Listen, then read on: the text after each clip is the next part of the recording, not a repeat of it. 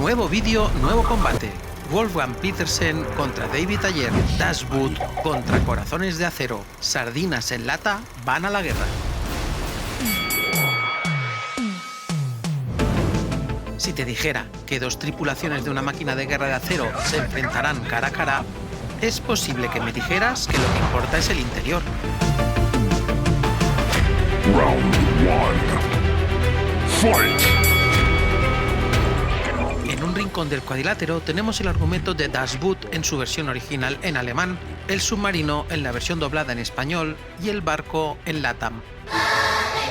Punto para LATAM, como siempre, pero he de reconocer que la traducción al castellano no es tampoco del todo incorrecta. Antes de continuar, advertir que, a grandes rasgos, existen tres versiones cinematográficas. Das Boot fue concebida originalmente como una miniserie de 6 horas para la televisión alemana, pero al final se estrenó en cines internacionales en 1981 con una duración de 150 minutos. Debido al éxito de la cinta, se estrenó el concepto original como miniserie de 6 episodios para la televisión en 1984, emitida en el Reino Unido por la BBC 2. Luego tenemos la versión del director que salió al mercado en formato DVD en 1997, con una duración de 209 minutos, y la versión sin cortes, con una duración de 282 minutos, pero que no es más que la serie original montada de nuevo como film con escenas añadidas que no se usaron en la serie. La versión que se enfrenta es la versión del director por dos razones. La primera es que nunca vi la versión en cines, tampoco la versión de 282 minutos, pero sí tengo en formato DVD la versión del director y, según tengo entendido, cualquiera de las tres versiones es completamente capaz de enfrentarse a cualquier contendiente. Con guión de Wolfgang Petersen y que se basa en la novela homónima de Lothar Günther Büchheim. La historia sigue a la tripulación del U-96, un submarino de la Marina alemana de la Segunda Guerra Mundial, mostrando las duras condiciones de vida a bordo y la tensión de las misiones en el Atlántico. La trama se centra en el capitán Heinrich Lehmann-Willenbruch y el corresponsal de guerra teniente Werner, quienes, junto a la tripulación, enfrentan peligros constantes y la claustrofobia del submarino. La trama se desarrolla principalmente durante una misión que se siente suicida en el Atlántico Norte, donde el U-96 debe enfrentarse a las amenazas propias de una zona naval en conflicto, tormentas marítimas y problemas técnicos a raíz de estos enfrentamientos dentro de un escenario naval en guerra. A lo largo de la película se retrata no solo el heroísmo y la camaradería de los hombres, sino también su desesperación y el absurdo de la guerra. Sus mejores golpes son una historia que atrapa desde el primer minuto hasta el último, aun siendo una duración muy por encima de la media, unos personajes crudamente creíbles y una consecución de situaciones y, sobre todo, un final totalmente sublime. Nos encontramos ante la mejor película de submarinos de la historia del cine y punto. Y nunca lo había dicho tan convencido. En el otro rincón del cuadrilátero tenemos el argumento de Fury en su versión original en inglés, Corazones de Acero en la versión doblada en España, Corazones de Hierro en LATAM. Aquí realmente no sé qué poner, las dos versiones son horribles. Con guión de David Ayer y donde se sigue al sargento Don Collier y su equipo de 5 soldados a bordo de un tanque Sherman apodado Fury a finales de la Segunda Guerra Mundial. La tripulación, diversa pero compenetrada, debe aceptar un nuevo miembro en sustitución de uno de los tripulantes que ha caído en la última incursión del acorazado. Este nuevo tripulante se enfrentará a los horrores de la guerra como tripulación del Fury mientras abordan peligrosas misiones detrás de las líneas enemigas contra un ejército nazi al borde de la desesperación. Sus mejores golpes son una buena línea argumental con la tripulación como eje tractor, unos personajes divergentes pero sólidamente cohesionados y una consecución de eventos que, aunque en ocasiones parece salirse de lo que estamos dispuestos a aceptar, no descarrila si miras hacia otro lado. Nos encontramos ante lo que considero una Das Boot en tierra, salvando las distancias. Ambas propuestas tienen a la tripulación como personaje principal. No hay protagonistas, aunque sí los dos comandantes de los respectivos vehículos en ambas cintas son los que se perciben como la punta de lanza, pero los demás miembros adquieren un rol de más importancia de lo que se nos tiene acostumbrados y que ya desmembraremos en el siguiente asalto. Das Boot se configura como una película bélica que quiere ser un documental, y lo consigue de todas. Pocas cintas vas a ver tan fieles y fidedignas en cuanto a tratamiento y puesta en escena como esta Das Boot, y en el que además nos propone que suframos por la vida de estos marines alemanes cuando suelen ser la parte villana del conflicto. Por otro lado, Fury la veo más como una salvar a Soldado Ryan, pero que en vez de caminar van en tanque. Y aquí, más que nunca, el tanque es un personaje más. No solo porque el título de la película lleva su nombre, sino porque toda la cinta te lo grita. Ese tanque tiene personalidad, llegas a percibirlo así. El final de Fury es muy parecido al de Dashwood, donde los dos personajes alineados hacia el público sobreviven milagrosamente. Los jueces consideran que aunque Fury puede estar orgullosa de su propuesta, Dashwood se alza como la vencedora del asalto por realmente hacernos sentir como una tripulación alemana de la Segunda Guerra Mundial dentro del U-96. ¿Qué está pasando? Es el U-32. Divisaron un convoy británico en algún lugar cercano a nosotros. Deberíamos alcanzarlo en 10 horas.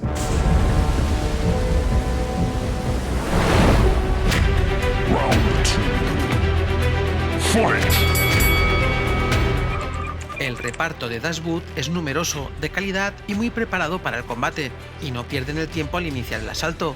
El primero en atacar es Jürgen Prochnow como el capitán Heinrich Lehmann-Wilhelmsburg. Prochnow interpreta al comandante del submarino U-96, un personaje carismático y experimentado que guía a su tripulación a través de las peligrosas misiones en el Atlántico durante la Segunda Guerra Mundial. Su actuación fue ampliamente elogiada y lo catapultó a la fama internacional. Su presencia en pantalla nos impulsa a un personaje que es capaz de lidiar con cualquier situación de crisis, con total profesionalidad, pero con ideas propias de lo absurdo de la guerra, con una crítica directa sobre el movimiento militar, político y de ideología totalmente en desacuerdo, pero que, aún así, asume su papel dentro de la jerarquía. Sus golpes son absolutamente demoledores.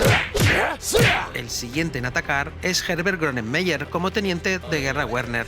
Este personaje actúa como corresponsal de guerra asignado para documentar la vida en el submarino. Su personaje sirve como el punto de vista del espectador, mostrando la crudeza y el estrés de la vida a bordo.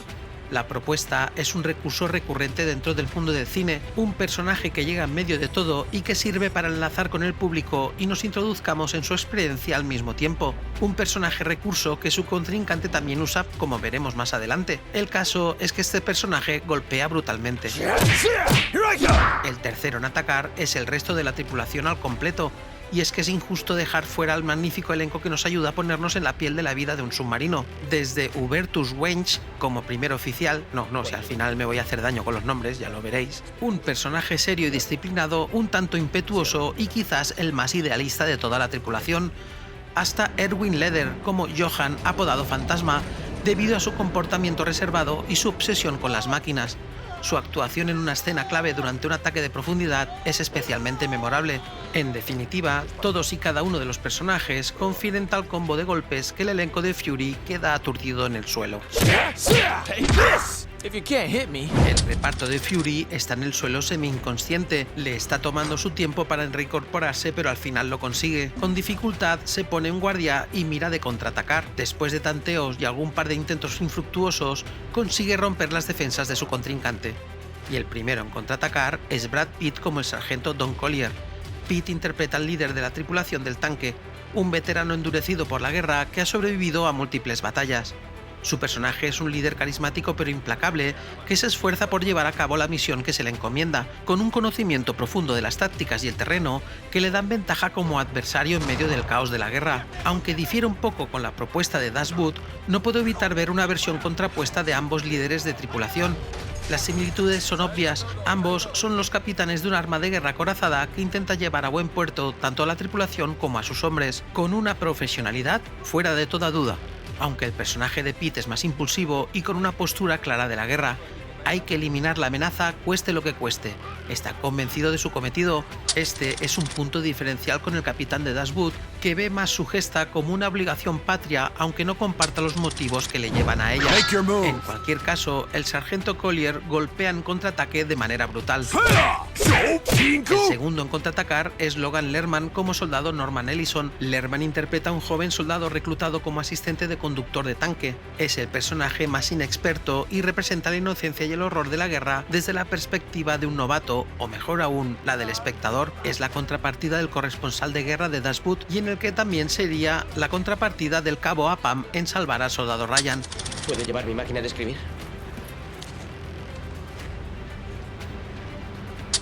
De forma programaron para teclear 60 palabras por minuto. No me entrenaron para ametrallar cadáveres. Hago todo lo que puedo. Un personaje creado para meternos en su piel como testigo de la trama con poca o ninguna información de dónde se ha metido. Al igual que el teniente de guerra Werner, se nos configura para meternos en la historia. Tenemos un invitado. El teniente Werner. Es corresponsal de la Armada. Pasará un tiempo con nosotros. También sobrevive al final un pequeño guiño de esperanza visto los sinsentidos de la guerra. Los golpes que asesta el soldado Ellison ayudan a debilitar a su contrincante. El tercer contraataque lo asesta la tripulación del Fury restante. Desde Shia LaBeouf hasta Michael Peña se configuran para meternos en la piel de esta tripulación del tanque Fury. Se fusionan para asestar los últimos golpes del contraataque de manera furiosa. Habéis pillado el chiste, ¿verdad? De manera furiosa. Ambos repartos son envidiables. Das Boot se puede vanagloriar de que cada miembro de la tripulación, del primero al último, no parezcan actores, sino marinos reales dentro de una lata de sardinas gigante en medio de una Segunda Guerra Mundial. Y creo que ese es el mejor elogio que le pueden hacer a un actor más allá de las nominaciones y premios. Es de las pocas veces que me he convencido de que lo que veo puede llegar a ocurrir de verdad. El reparto de Fury no se queda atrás, pero sí es verdad que su contrincante, Das Boot, parte con una ventaja que, en algún momento, otros directores han apuntado. El hecho de no conocer a los actores ayuda en la inmersión. George Lucas lo sabe, Stanley Kubrick lo sabía y otros tantos cineastas lo saben. Al meterme a Brad Pitt de un inicio, y ojo, no estoy diciendo que lo haga mal, al contrario, todos y cada uno de los actores y personajes se pueden enorgullecer de sus trabajos, nada más lejos de mi intención, pero sí es verdad que nuestro subconsciente nos puede engañar si vemos a un Brad Pitt tan guapo y sexy como en tantas otras películas anteriores, adquiriendo esa sensación de pensamiento asumiéndola como otra gran película de Pitt. Y aunque la tripulación del Fury se siente auténtica, no puede hacer nada si se enfrenta a la del U-96. Los jueces deciden, por decisión unánime, dar el asalto a Das Boot. Ok. Los ideales son pacíficos. La historia es violenta.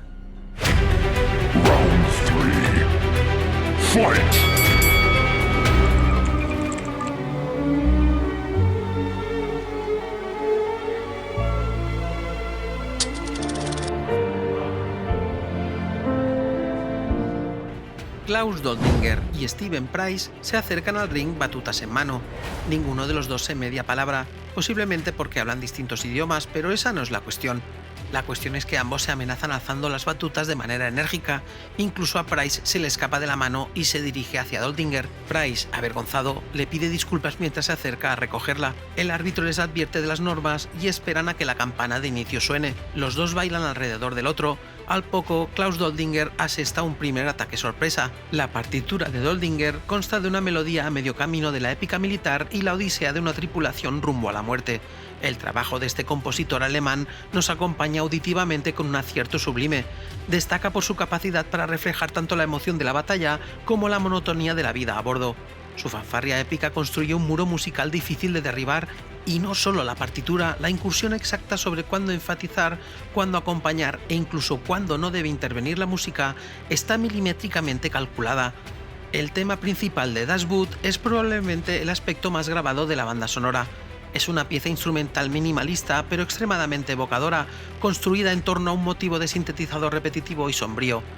Este motivo se convierte en un símbolo auditivo del confinamiento y la tensión constante que experimentan los personajes en el submarino. La música refleja perfectamente la opresión física y psicológica del entorno submarino, así como la incertidumbre y el miedo que enfrentan los tripulantes. El uso del sintetizador fue una elección audaz en su momento, ya que no era común en las bandas sonoras de películas históricas o bélicas.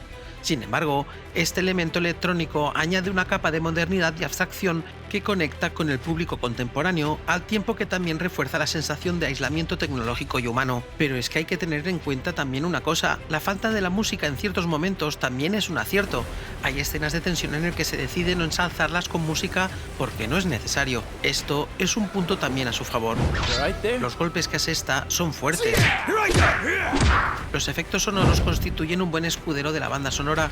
La tensión con esos efectos del casco, explosiones y demás complementos sonoros están a la altura de la partitura, aunque sí es cierto que no son tan evidentes, sí que asestan unos buenos golpes finales. Steven Price se palpa la mandíbula, sonríe porque cree que es capaz de responder con más fuerza. Se reincorpora y empieza a buscar el hueco. No pasa demasiado tiempo cuando lo encuentra. Su partitura adquiere un tono oscuro e inquietante, utilizando coros y elementos electrónicos para reflejar la intensidad y el dramatismo de la Segunda Guerra Mundial. Su composición utiliza una combinación de orquesta sinfónica, electrónica y elementos percusivos para crear una atmósfera opresiva y realista. La música no solo acompaña las escenas, sino que también amplifica la tensión emocional y el horror de la guerra. Price incorpora sonidos industriales, metálicos y ruidos ambientales que reflejan el entorno bélico y el tanque Sherman Fury. Estos elementos le dan a la partitura un carácter único y experimental, alejándose de las bandas sonoras tradicionales de guerra. Aunque no hay un tema principal clásico en el sentido melódico tradicional, ciertos motivos musicales se repiten a lo largo de la película para representar diferentes aspectos de la trama, como el liderazgo de Brad Pitt, la camaradería entre los soldados o el caos del combate. Aunque la partitura es moderna, Price incluye sutiles referencias a la música de la época de la Segunda Guerra Mundial, como melodías de jazz o canciones populares de la década de los 40. La banda sonora de Fury es un componente esencial de la película que no solo refuerza su atmósfera inmersiva, sino que también profundiza en las emociones y conflictos internos de los personajes. Steven Price demostró una vez más su habilidad para crear música que resuena con el público y enriquece la experiencia cinematográfica.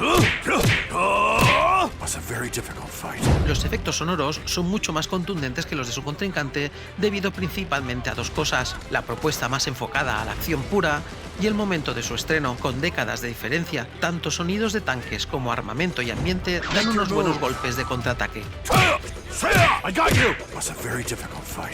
Ambas cintas luchan muy bien en este asalto. La banda sonora de Dashwood ha dejado una huella duradera en la historia del cine.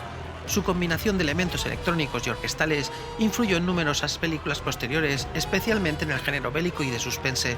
Además, el tema principal ha sido versionado y reinterpretado en múltiples ocasiones, consolidándose como una pieza emblemática de la música cinematográfica. En términos culturales, la música de Doldinger logra algo notable: humanizar a los soldados alemanes, quienes a menudo son retratados de manera monolítica en el cine.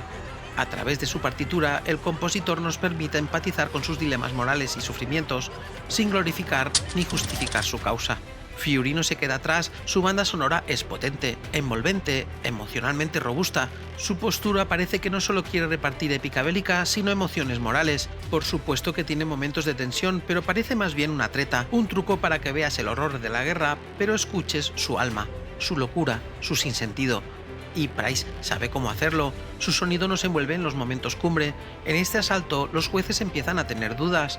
Ambos trabajos son sublimes. Por un lado tenemos una partitura excelente, con unos efectos sonoros decentes. Por el otro tenemos una banda sonora a la altura, con unos efectos sonoros más presentes. Los jueces discuten y se enfrentan, pero al final dan dictamen. Asalto para Dashwood por decisión muy discutida.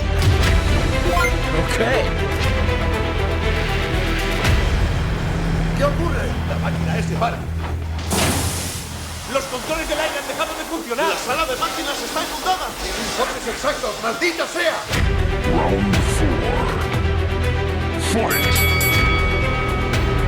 El combate empieza a ponerse interesante, las apuestas ya se están igualando. Si bien es cierto que Dashwood lleva ventaja en el combate, esta parece acortarse.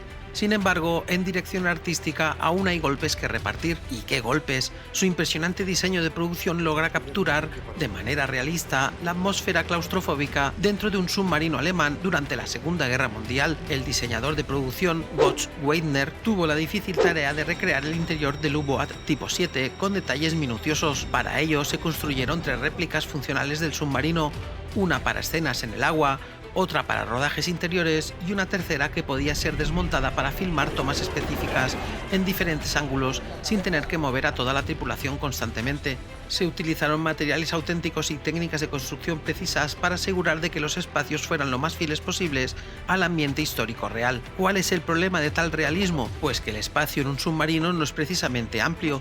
Se necesitaba una solución para las tomas interiores, ya que las cámaras convencionales eran impracticables dentro del submarino. Eso limitaba la visión creativa en momentos de tensión, ya que era necesario que la cámara se moviera con soltura dentro del escenario. Es por ello que la mayoría de las tomas interiores se filmaron con una cámara Arriflex portátil, diseñada por el mismo director de fotografía, Jost Bacano. Contaba con 2 giroscopios para proporcionar estabilidad, una solución diferente y de menor escala que la Steadicam para poder transportarla por todo el interior de la maqueta. Esta solución es la clave para que el diseño de producción luzca de la manera en la que lo hace. Y es que ese movimiento orgánico de la cámara y esa fotografía se estudiaron con tal mimo que incluso hoy, después de 45 años de su filmación, aún me deja con la boca abierta, como muestra un botón.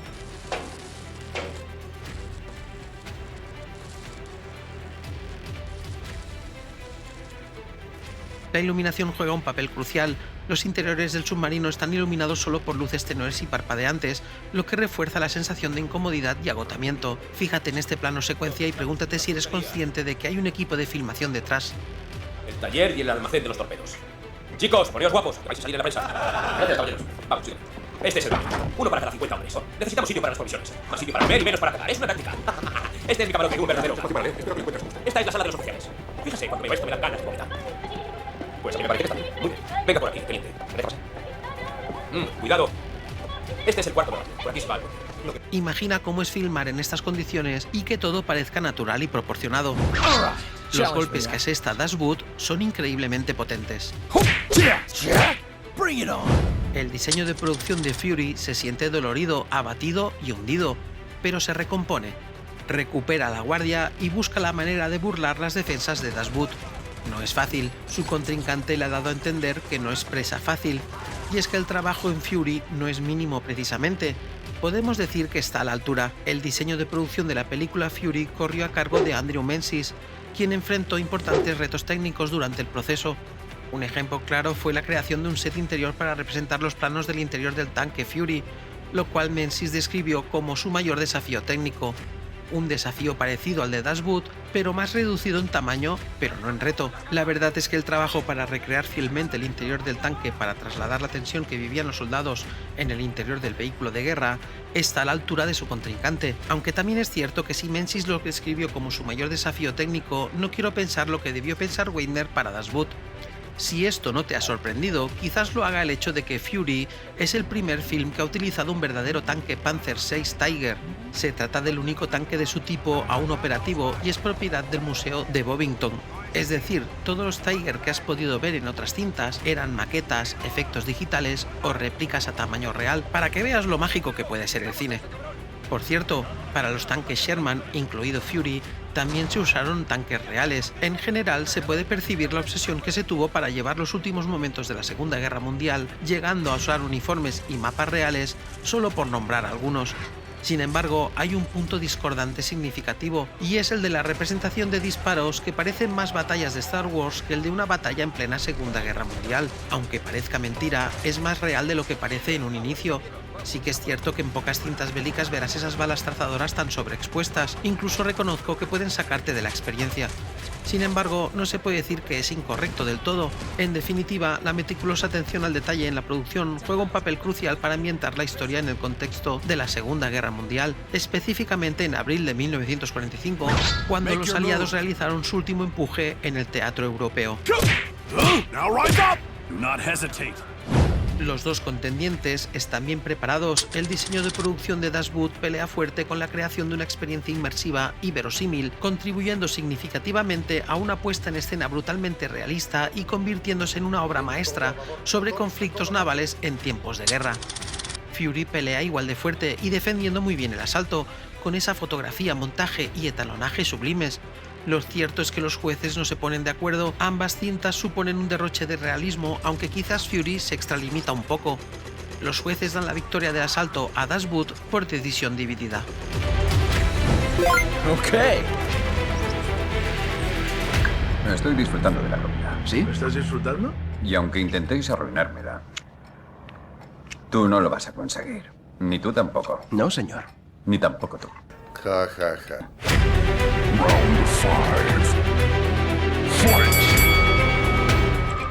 Wolfgang Petersen contra David Ayer. Ambos cineastas entran orgullosos al recinto, caminan seguros. Petersen sube a la lona decidido, Ayer también. Se dan la mano como símbolo de respeto, pero ahí acaba todo. El árbitro los invita a ocupar sus rincones y la campana del asalto da inicio. Ambos directores se orbitan para buscar el primer ataque y Petersen consigue romper las defensas de Ayer. La dirección de Petersen se destaca por su meticulosa atención al detalle y su habilidad para sumergir al espectador en la atmósfera opresiva del submarino, empleando técnicas innovadoras de filmación como el uso de una cámara en movimiento continuo a lo largo de los estrechos pasillos del submarino, lo que aumentó la tensión y el realismo de las escenas. Además, limitó las tomas externas del submarino enfocándose en los sonidos y las percepciones de la tripulación para limitar su perspectiva del mundo exterior. Una de las características más notables de Das Boot es su increíble nivel de realismo. Petersen dedicó tiempo y recursos para recrear con precisión la atmósfera opresiva y los detalles técnicos de un submarino alemán tipo 7. El diseño de producción, el uso de cámaras dentro de espacios reducidos y la atención meticulosa a los procedimientos navales contribuyen a crear una experiencia auténtica. Petersen explota al máximo el entorno cerrado del submarino para generar una sensación constante de claustrofobia y ansiedad. Las escenas dentro del U-96 están llenas de ruido, calor sofocante, humedad y falta de espacio, lo que refleja fielmente las condiciones reales de los submarinistas. A través de largas tomas y planos cerrados, el director enfatiza la proximidad física entre los hombres y cómo esto afecta a sus relaciones y emociones.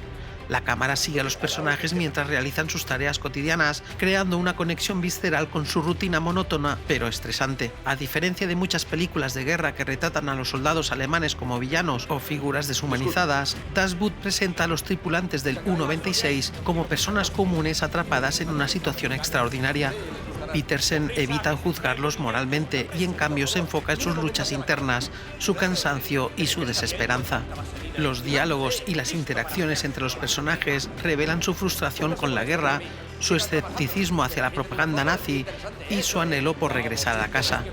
Esta humanización permite al espectador empatizar con ellos, incluso si representan a un bando histórico asociado con el conflicto. Petersen maneja magistralmente el ritmo de la película, alternando momentos de calma aparente con explosiones de acción y peligro extremo. La tensión aumenta gradualmente a medida que el submarino enfrenta amenazas externas, como ataques de aviones aliados o tormentas marítimas, y problemas internos como fallas mecánicas, enfermedades o fatiga. Las secuencias de batalla son particularmente intensas, con Petersen utilizando efectos de sonido realistas y música minimalista para resaltar la gravedad de cada situación. Por ejemplo, la escena en la que el submarino intenta escapar de un destructor británico es un ejemplo brillante de cómo construir suspense sin recurrir a excesos visuales. Su trabajo es efectivo, logrando una autenticidad pocas veces antes vista. Su talento se demuestra con la obra final. Una de las mejores películas bélicas jamás realizadas, una verdadera obra maestra. Los golpes de Petersen dejan a Ayer inconsciente en el suelo. El árbitro se acerca, pero Ayer rápidamente recupera el conocimiento. Se levanta con dificultad, pero decidido, aunque alza los brazos para situarse palpando el aire a su alrededor, debido a que no está del todo recuperado, pero al final consigue recomponerse. Ayer busca y rebusca el hueco, le es difícil encontrarlo, sin embargo tiene un segundo para romper las defensas de Petersen y consigue el contraataque. Ayer configura su respuesta con una dirección meticulosa, inmersiva, espectacular y Spielbergiana. Se nota una influencia más que notable de Salvar al Soldado Ryan, de hecho se podría hacer un montaje entre las dos películas sin notarse ninguna desconexión entre ellas, como si las dos historias pasaran en paralelo. La dirección de actores, el lenguaje de cámara, composiciones, fotografía y montaje se aunan para ponernos en situación de combate. Sus momentos de tensión están bien ejecutados, sus momentos de calma también. Ayer utiliza un ritmo deliberado para alternar entre momentos de caos absoluto en el campo de batalla y escenas de relativa calma que permiten a los personajes reflexionar sobre su situación. Esta dualidad refuerza el impacto emocional de la historia, mostrando tanto la devastación inmediata de la guerra como sus consecuencias a largo plazo. y es uno de los parámetros que vuelven a meterme en la cabeza de Salvar al Soldado Ryan. Ayer consigue que nos metamos de lleno dentro de la tripulación mientras nos invoca para decirnos que las guerras no aportan nada bueno. Y es que la guerra no es justa ni injusta, sino malvada. Una de las características más notables de la dirección de Ayer en Fury es su compromiso con retratar la guerra de manera cruda y desgarradora. No se trata de una glorificación heroica del conflicto, sino de una exploración de la brutalidad física y emocional que enfrentan los soldados. La escena de batalla están llenas de violencia gráfica y tensión constante, lo que pone al espectador en el lugar de los personajes. Más allá de las explosiones y los enfrentamientos, Ayer se centra en las relaciones entre los miembros de la tripulación del tanque Fury. A través de diálogos intensos y momentos íntimos, muestra cómo la camaradería y la lealtad son fundamentales para sobrevivir en un entorno hostil. El director explora temas como el trauma psicológico, la moralidad en tiempos de guerra y el costo emocional de la violencia. Got you! Do not hesitate. Ambos directores dan una verdadera muestra de fuerza y coraje. La dirección de Wolfgang Petersen en Das Boot es un ejemplo excepcional de cómo el cine puede transportar al espectador a un mundo completamente diferente y hacerlo sentir parte de él. A través de su enfoque en el realismo, la tensión psicológica y la humanización de los personajes, Petersen logró crear una obra que trasciende el género bélico para convertirse en una meditación profunda sobre la naturaleza de la guerra y la fragilidad de la vida humana. Su habilidad para combinar elementos técnicos con una narrativa emocionalmente poderosa asegura que Das Boot siga siendo una referencia obligatoria en el cine de guerra. La dirección de David Ayer en Fury no se queda atrás, es un ejemplo de cómo un cineasta puede combinar acción intensa con una exploración profunda de la condición humana. Su enfoque en el realismo, el desarrollo de personajes y la tensión emocional convierte a la película en una experiencia poderosa e inolvidable. Aunque algunas decisiones narrativas no me acaban de convencer, la visión de Ayer logra transmitir la brutalidad y el costo personal de la guerra de una manera que resuena con el público. Los jueces no lo tienen fácil, deben decidir cuál de los dos directores plasma mejor un entorno bélico dentro de un contenedor de hierro, acero y carne. Los jueces dan la victoria a Das Boot por decisión dividida. Okay.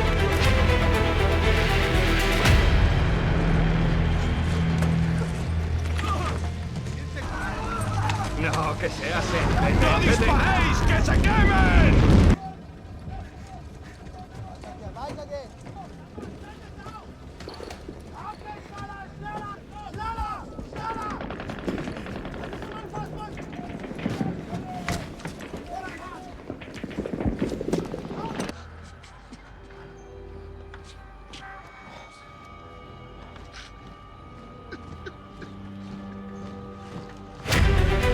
Round 6. Fight! Buscar la escena Hadouken de Das Boot me supone un gran esfuerzo. Bien podría ser esta,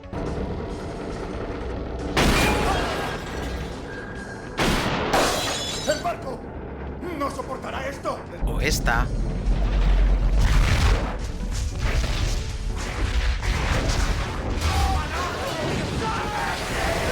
o esta.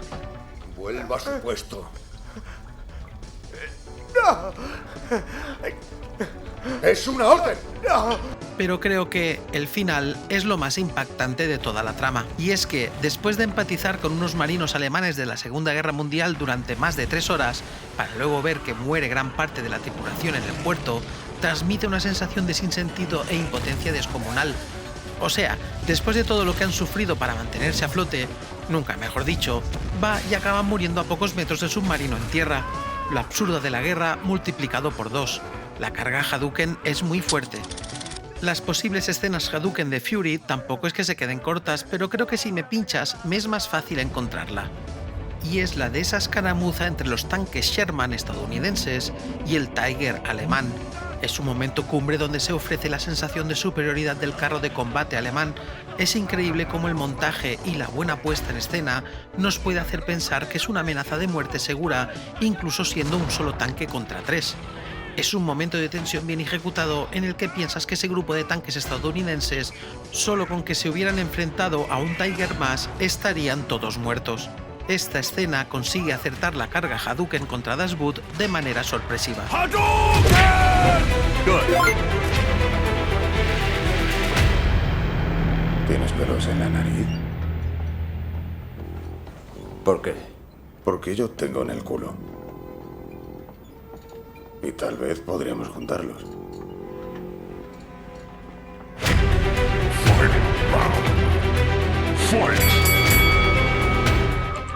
Ambas propuestas bélicas se sienten auténticas y con una narrativa asfixiante, realista y desgarradora.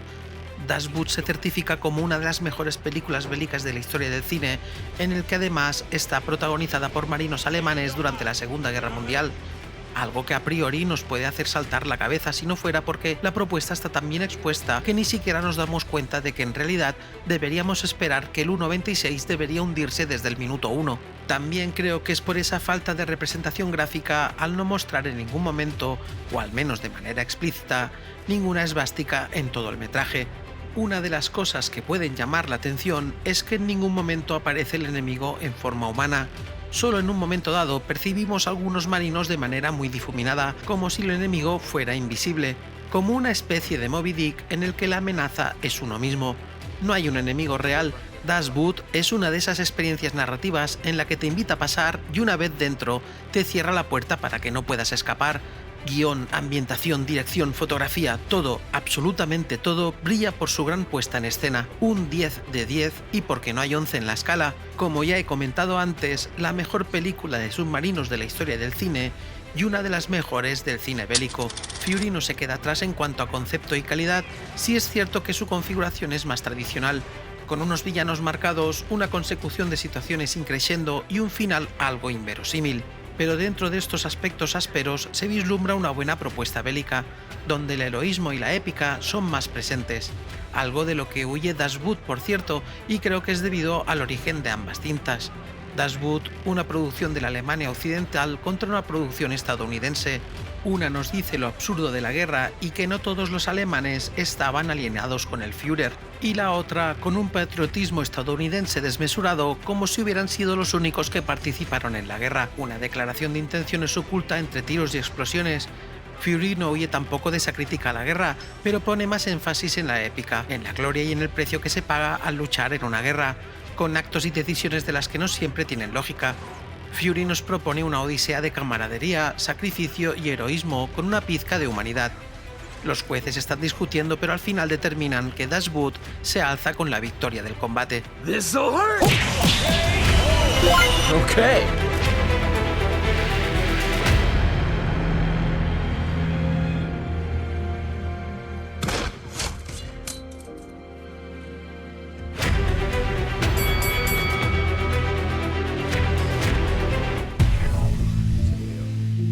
Es posible que al ver la miniatura y el título te hayas preguntado por qué he enfrentado en combate a estas dos películas que, en un principio, parece que solo tienen en común que están ambientadas en la Segunda Guerra Mundial y exploran la experiencia de soldados en combate, pero a simple vista no hay nada más. Aunque sus campos de batalla difieren mucho, su configuración es muy parecida, hasta el punto de ver que, si desglosamos todo a lo mínimo, se construye con un personaje ajeno a la tripulación que se une sin saber prácticamente nada del asunto, el cual debe enfrentarse al rechazo inicial y en el que al final se curte en batalla integrándose como uno más de la tripulación.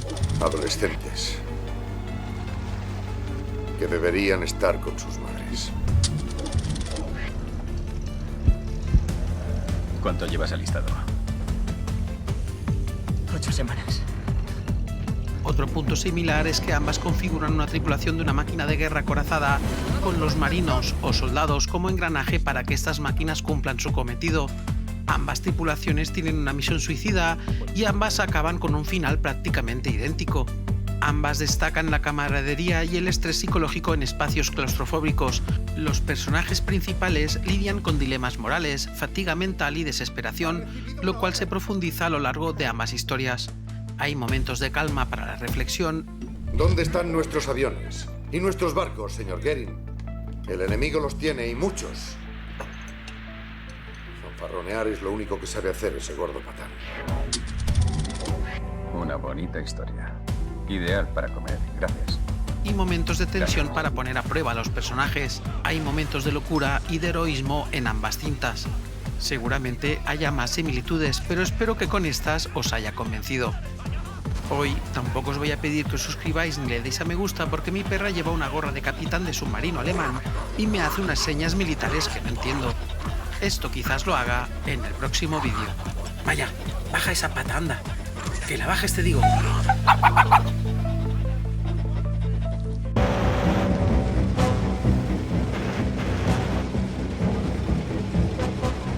¿Y ahora qué vamos a hacer, eh? Que te jodan.